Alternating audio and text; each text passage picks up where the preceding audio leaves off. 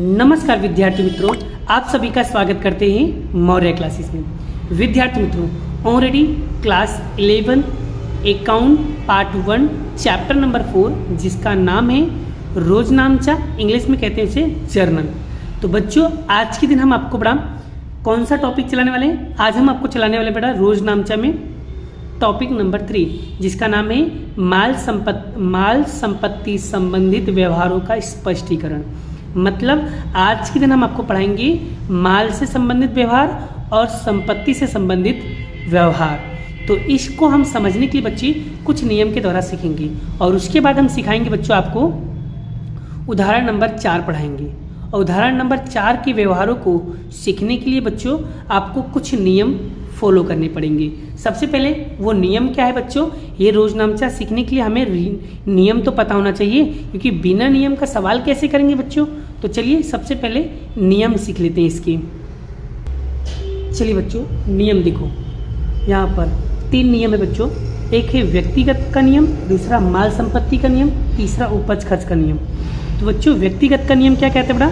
लेने वाला खाता उधार, देने वाला खाता जमा होता है। और माल संपत्ति का नियम क्या कहता है बच्चों? आए तो उधार, जाए तो जमा।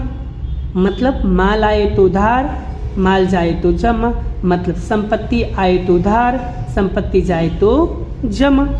क्लियर मेरे प्यारे बच्चों? आगे उपज खर्च का नियम क्या कहता है बच्चों? खर्च या नुकसान हो तो उधार करना है, उपज या लाभ हो तो जमा करना है। और बच्चों यहाँ पर कुछ और नियम लिखे हुए कि कोई भी संपत्ति हो बच्चों उसे हमेशा उधार करना है। फिर से मैं क्या कह रहा हूँ? कोई भी संपत्ति हो उसे उधार करना है, कोई भी खर्च हो उसे उधार करना है। ये नियम याद रखो बच्चों।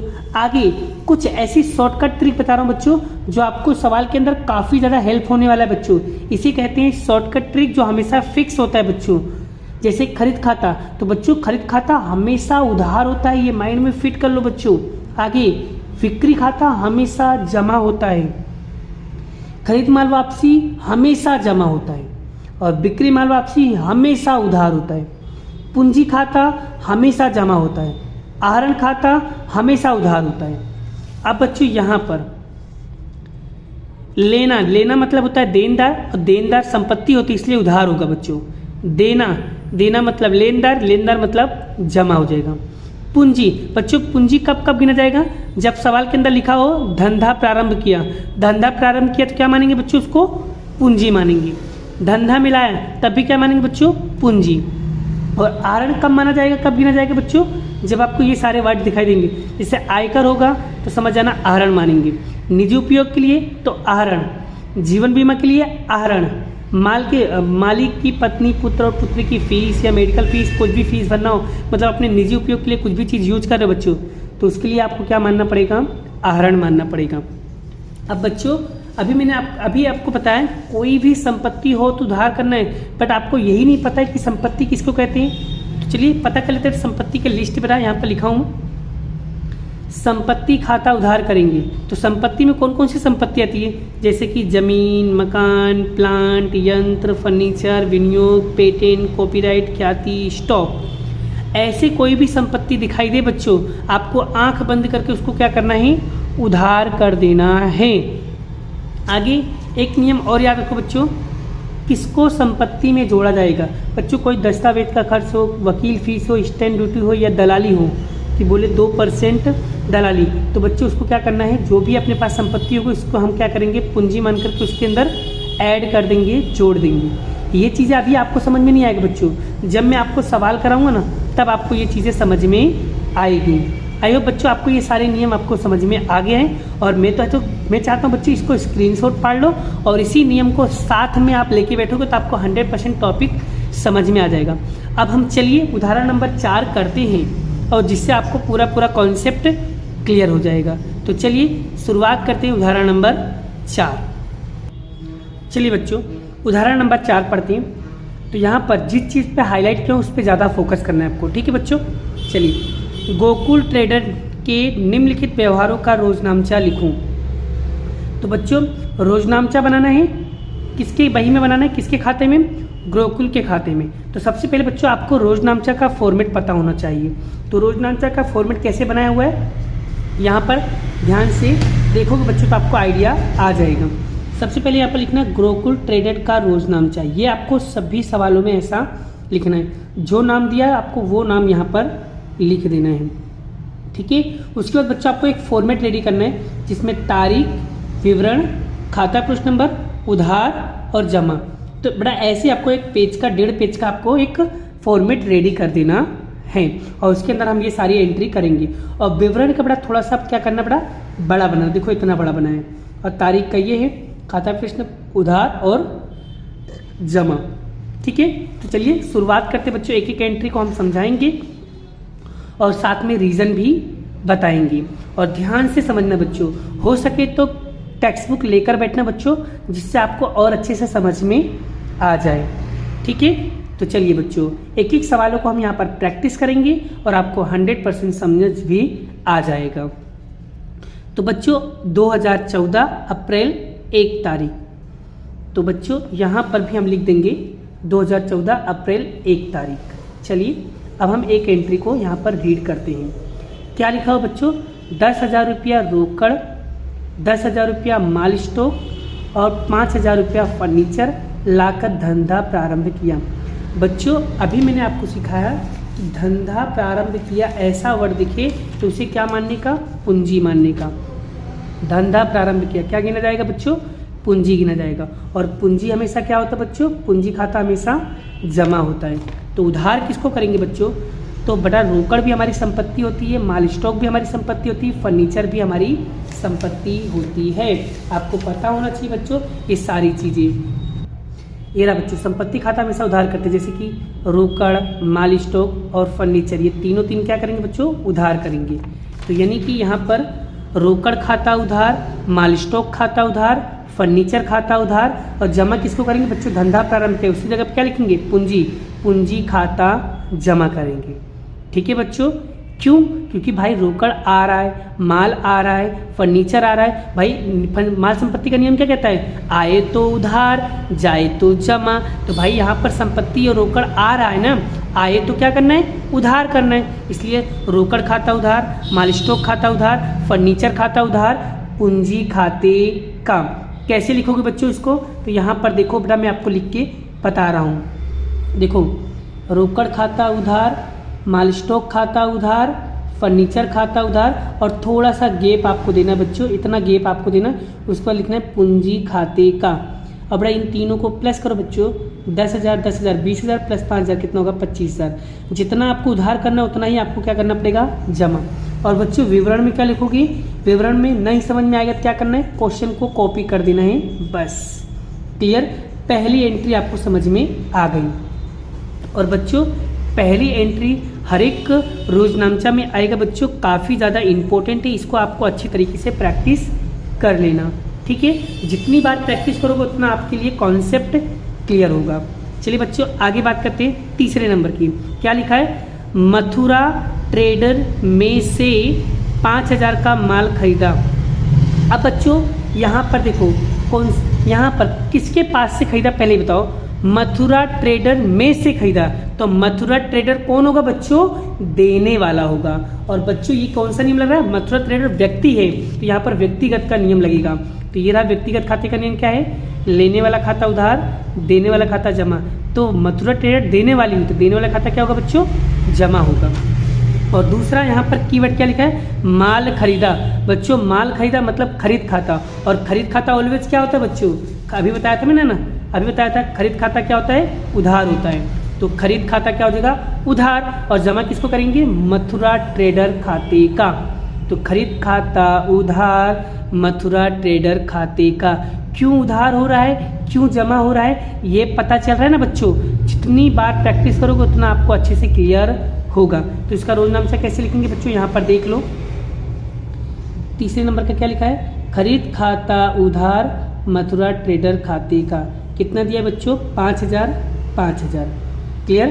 चलिए आगे बात करते बच्चों, नेक्स्ट एंट्री। यहाँ पर चौथा क्या लिखा है बच्चों, नगद माल बेचा। बच्चों नगद बेच रहे हो और नगद बेचोगे तो रोकड़ आएगा कि जाएगा? बच्चों कोई माल अगर तुमने नगद बेचा है तो सिंपल सी बात है रोकड़ आएगा। अब तुम सोचो ये पेन हमारे 5 रुपये का, ये पेन तुम बेचोगे तो इसके बदले क्या मिलेगा बच्चों? पैसा मिलेगा, मतलब पैसा आएगा। तो आए तो उधार, जाए तो जमा, यही नियम लगेगा ना बच्चों। तो रोकड़ आ रही है, रोकड़ आए तो उधार, तो रोकड़ खाता उधार। और बच्चों यहाँ पर क्या बोला है? यहाँ पर बोला है माल बेचा। बेचा मतलब बेचा बढ़ाया, तो बेचा है क्या लिखेंगे? बिक्री खाता। और बिक्री खाता हमेशा क्या आता है बच्चों? हमेशा जमा होता है। तो क्या रोज नाम से बनेगा बच्चों?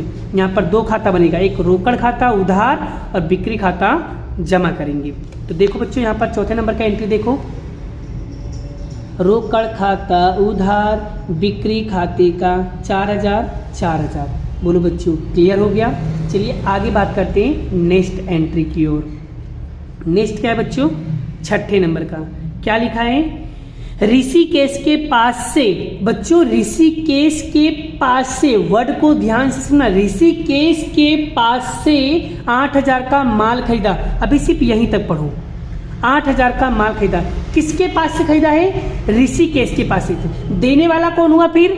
ऋषिकेश होगा। और देने वाला व्यक्ति कौन होता है? हमेशा जमा होता है।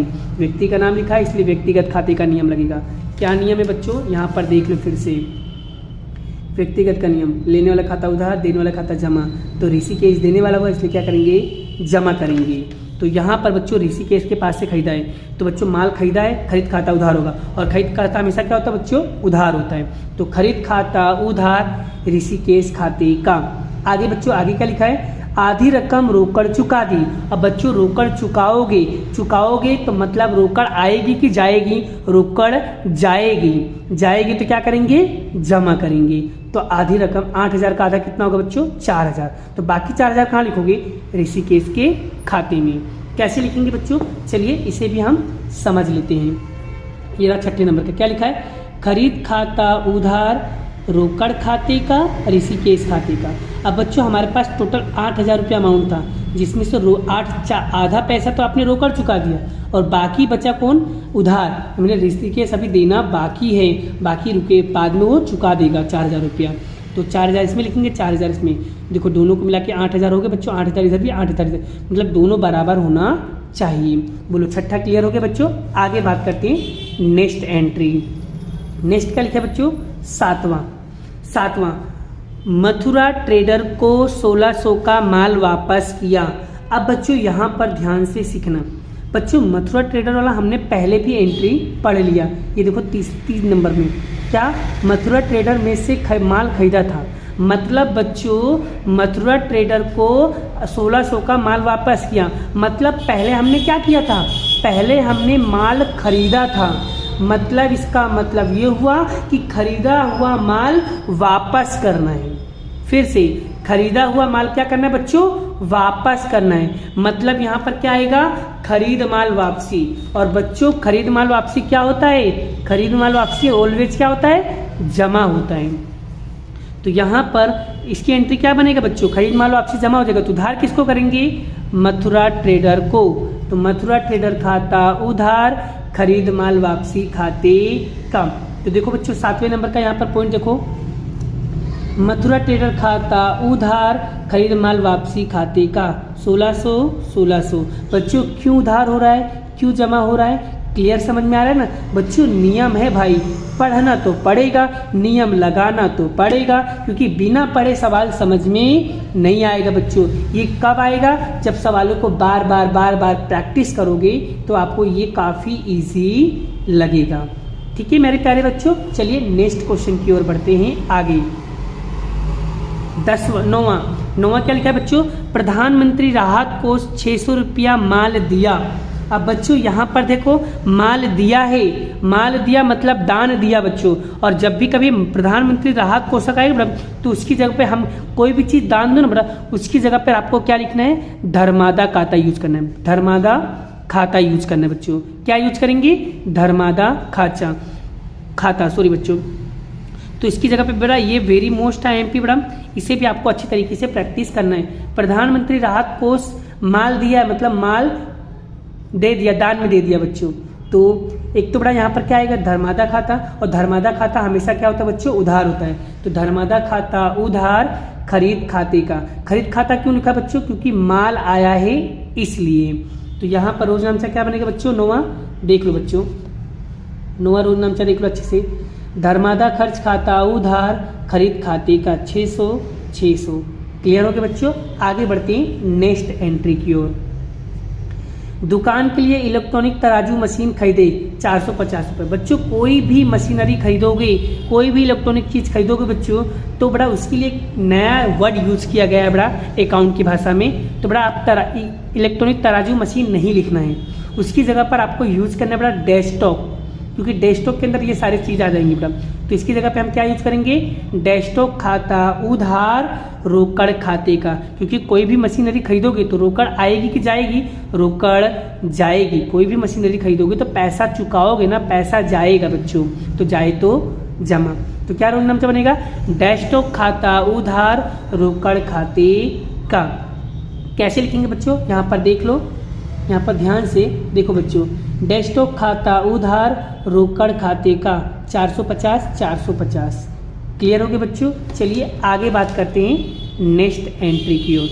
अब बात करते हैं यहाँ पर 15वें नंबर का, क्या लिखा है, श्री बरसाना प्रीलिम शेयर मतलब होता है बच्चों विनियोग, ठीक है, संपत्ति होती है हमारी, जिसमें नंग आपको दिया है 100 के दर पे 30 रुपया भाव दिया है, खरीदे हैं, यानी आपने शेयर खरीदा है बच्चों, शेयर खरीदा है बच्चों। तो श्री बरसाना लीम प्रवेश शेयर खाता उधार, और बच्चों हमने कहाँ से खरीदा है बच्चों, और इतने में खरीदा, और 2% दलाली चुकाई है, और दोनों रकम किससे चुकाई बच्चों, चेक से चुकाई है। और चेक से चुकाओगे तो भैया बैंक बैलेंस कम होगा ना, और बैंक बैलेंस कम होगा तो बैंक खाता हमेशा जमा करना है बच्चों, ठीक है।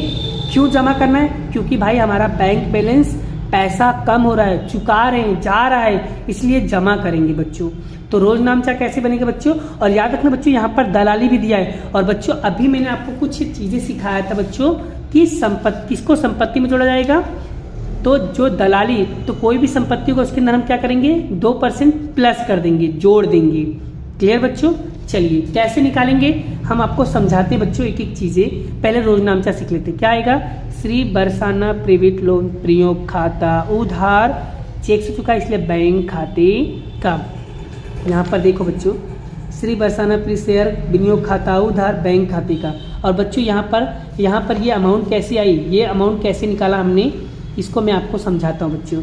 सबसे पहले यहाँ पर देखो बच्चों क्या दिया है, 100 दिया है, तो हम क्या करेंगे 100 गुणे कितना दिया है 30 रुपया, तो 30 रुपया करेंगे, कितना है 3000 है बच्चों, उसमें प्लस करेंगे 2%, क्या करेंगे प्लस करेंगे 2, तो प्लस दाब के 2% दाब दो, कितना है बच्चों 60, 30 60। तो अब यहाँ पर भी देखो आंसर कितना है बच्चों, आप देख सकते हो कितना है 30 60। क्लियर होगा बच्चों कैसे आंसर आ रहा है, किस तरीके से निकाला है, आपको बड़ा आई थिंक समझ में आ गया होगा। चलिए आगे बात करते हैं नेक्स्ट एंट्री बच्चों। 18वें नंबर का एंट्री क्या दिया बच्चों, केदारनाथ को 4000 का माल बेचा है बच्चों। माल बेचा है तो माल यहाँ पर बेचा तो मतलब बिक्री हुई, और बेचा मतलब बिक्री, तो बिक्री खाता हमेशा क्या होता है बच्चों, बिक्री खाता हमेशा क्या होता है, बिक्री खाता हमेशा जमा होता है। तो बच्चों उधार किसको करोगी, केदारनाथ खाता, क्योंकि केदारनाथ कौन हुआ बच्चों, लेने वाला हुआ, केदारनाथ को मतलब लेने वाला हुआ केदारनाथ, और व्यक्तिगत है बड़ा, व्यक्ति का नाम है, तो व्यक्तिगत नियम क्या लगेगा बच्चों, लेने वाला खाता उधार देने वाला खाता जमा। तो केदारनाथ लेने वाला हुआ तो केदारनाथ खाता उधार बिक्री खाते का, कितना बच्चों 4000। तो यहाँ पर देखो बच्चों, केदारनाथ खाता उधार बिक्री खाते का 4000। बोलो बच्चों ये एंट्री क्लियर हो गई, आई होप आपको सारी एंट्री समझ में आ रही है। चलिए आगे बात करते बच्चों 20वें नंबर की एंट्री। चलिए बच्चों आगे देखो 20वें नंबर का 1500 का माल आग में नष्ट हो गया बच्चों, आग में जल गया, नुकसान हो गया, चोरी हो गया, दरमादा से गया बच्चों, ऐसे कोई भी वर्ड लिखा हो बच्चों तो पहला रोल नाम से आपको क्या बनाना है, आग से हुआ नुकसान खाता उधार खरीद खाते का। अब आपके मन में क्वेश्चन आ रहा है सर खरीद खाता क्यों आएगा, क्योंकि बच्चों यहाँ पर माल लिखा हुआ है इसलिए। तो पहला रोज नाम से क्या आएगा, आग से हुआ नुकसान खाता उधार, सॉरी हाँ, आग से हुआ नुकसान खाता उधार खरीद खाते का। तो रोजनामचा कैसे लिखेंगे बच्चों, कितना 1500 कैसे लिखेंगे, चलो देख लेते हैं। तो यहाँ पर देखो बीच नंबर क्या लिखा बेटा, आग से हुआ नुकसान खाता उधार खरीद खाते का, कितना 1500। क्लियर हो गया बच्चों। चलिए आगे बात करते हैं नेक्स्ट एंट्री। चलिए बच्चों 22वें नंबर का एंट्री क्या लिखा है, केदारनाथ से आधा माल वापस किया। अब बच्चों केदारनाथ तो फिर से आ गया, केदारनाथ वाला हमने पहले भी एंट्री किया था, ये देखो यहाँ पर किया 4000 का। तो बड़ा केदारनाथ को हमने क्या किया था, 4000 का माल बेचा था और उसमें से आधा माल तो इन्होंने वापस कर दिया, मतलब बेचा हुआ माल वापस आ रहा है, मतलब क्या आएगा, बिक्री माल वापसी आएगा। और बच्चों अभी मैंने आपको बताया था बिक्री माल वापसी हमेशा क्या होता है बच्चों, बिक्री माल वापसी खाता क्या होता है, उधार होता है, हमेशा उधार होता है। तो यहाँ पर रोजनामचा क्या बना बच्चे, बिक्री माल वापसी खाता उधार केदारनाथ खाते का। और आधा रकम बोला है बच्चों, आधा माल मतलब 4000 का आधा कितना होगा बच्चों, 2000। कैसे एंट्री लिखेंगे बच्चों, बिक्री माल वापसी खाता उधार केदारनाथ खाते का 2000। चलिए देख लेते हैं कैसे लिखा जाएगा। तो यहाँ पर देखो बच्चों, बिक्री माल वापसी खाता उधार केदारनाथ खाते का 2000। चलिए आगे बात करते हैं नेक्स्ट रोजनामचा की। चलिए बच्चों नेक्स्ट क्या है, 25वें नंबर पे क्या लिखा है, निजी उपयोग के लिए 500 का माल ले गया। और बच्चों अभी मैंने आपको समझाया था बच्चों कि जब भी कभी निजी उपयोग लिखा हुआ है समझ जाना आहरण हो रहा है, और आहरण हमेशा क्या होता है बच्चों, उधार होता है। तो यहाँ पर निजी उपयोग आया मतलब आहरण हुआ, तो आहरण खाता उधार और बच्चों माल लेकर जा रहे हैं तो क्या आएगा बच्चों, खरीद खाता आएगा। ठीक है, माल लेकर जा रहे हो ना इसलिए खरीद खाता। तो क्या आएगा बच्चों, आहरण खाता उधार खरीद खाते का। चलिए देख लेते हैं कैसे लिखा जाएगा बच्चों। तो यहाँ पर देखो बच्चों, आहरण खाता उधार खरीद खाते का 500। क्लियर हो गया बच्चों। चलिए आगे बात करते हैं नेक्स्ट रोजनामचा की। चलिए बच्चों आगे 28वां क्या लिखा है, बंसीधर फर्नीचर मार्ट में से 3000 का फर्नीचर खरीदा। और बच्चों फर्नीचर खरीदा तो फर्नीचर आ रहा है, तो फर्नीचर संपत्ति है, संपत्ति हमेशा क्या होता है बच्चों, उधार होता है। मैंने आपको सिखाया था ना बच्चों, संपत्ति क्या होता है बच्चों, संपत्ति खाता उधार होता है। तो यहाँ पर फर्नीचर है बच्चों, तो फर्नीचर खाता क्या करेंगे, उधार। तो फर्नीचर खाता उधार बच्चों किसके पास से फर्नीचर खरीदा था, बंसीधर फर्नीचर मार्ट में से। तो बच्चों फर्नीचर ये देने वाला हुआ, क्योंकि व्यक्ति का नियम, व्यक्तिगत का नियम क्या कहता है बच्चों, देने वाला व्यक्ति, देखो लेने वाला खाता उधार, देने वाला खाता जमा होता है। तो व्यक्ति बंसीधर जो है बेटा वो देने वाले हुए इसलिए जमा हो जाएगा। तो उधार किसको करेंगे बच्चों, फर्नीचर खाता उधार बंसीधर फर्नीचर मार्ट खाते का, कितना 3000। कैसे लिखेंगे चलिए देख लेते हैं। तो यहाँ पर देखो बेटा फर्नीचर खाता उधार बंसीधर फर्नीचर मार्ट खाते का 3000। क्लियर बच्चों। चलिए आगे बात करते हैं नेक्स्ट एंट्री। चलिए बच्चों 30वां, और बच्चों 30वां काफ़ी ज़्यादा इंपॉर्टेंट है, ध्यान से सीखना बच्चों। क्या लिखा है, चांदनी को 10,000 का माल 20% लाभ चढ़ा करके बेचा है बच्चों। पहले यहाँ तक की एंट्री देखो बच्चों, इसका रोजनामचा क्या होगा बेटा, चांदनी को बेचा है। तो चांदनी कौन होगी, चांदनी को, चांदनी एक व्यक्ति है भाई, व्यक्तिगत का नियम क्या कहता है बच्चों, लेने वाला खाता उधार, देने वाला जमा। तो बच्चों चांदनी को बेचा तो चांदनी लेने वाली हुई, और लेने वाला क्या होता है बच्चों, उधार होता है। ठीक है, तो चांदनी खाता उधार बेचा है, क्या बेचा है बच्चों, माल बेचा है, इसलिए बिक्री खाता जमा। आगे क्या बोला, लाड़ी भाड़ा के 50 रुपया चुकाया है, तो बच्चों रोकड़ चुकाया है, तो रोकड़ जा रही है, जाए तो जमा। क्लियर हो गया बच्चों। तो रोजनामचा क्या बनेगा, चांदनी खाता उधार बिक्री खाते का रोकड़ खाते का। रोकड़ खाता क्यों है बच्चों, क्योंकि यहाँ पर 50 रुपये रोकड़ चुका रहे हैं, चुकाए तो रोकड़ जा रही है ना, जाए तो जमा। तो कैसे रोजनामचा लिखेंगे चलिए देख लेते हैं बच्चों। तो यहाँ पर देखो चांदनी खाता उधार बिक्री खाते का रोकड़ खाते का। अब बच्चों ये अमाउंट कैसे लिखोगे ये आपको समझा देता हूँ बच्चों। तो रोकड़ खाते में 85 रुपया चुकाया था वो तो हमने लिख दिया। अब ये 1200 आया कहाँ से वो देख लो बच्चों, ध्यान से सीखना बच्चों, मैं आपको सिखा रहा हूँ। देखो क्या करना है बच्चों, सबसे पहले 1000 लिखा हुआ है, 1000 में हम क्या करेंगे प्लस करेंगे, प्लस 20%, कितना बच्चों 1200 आ गया।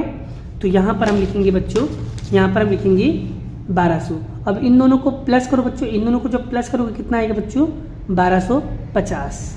बस सारी एंट्री हो गई।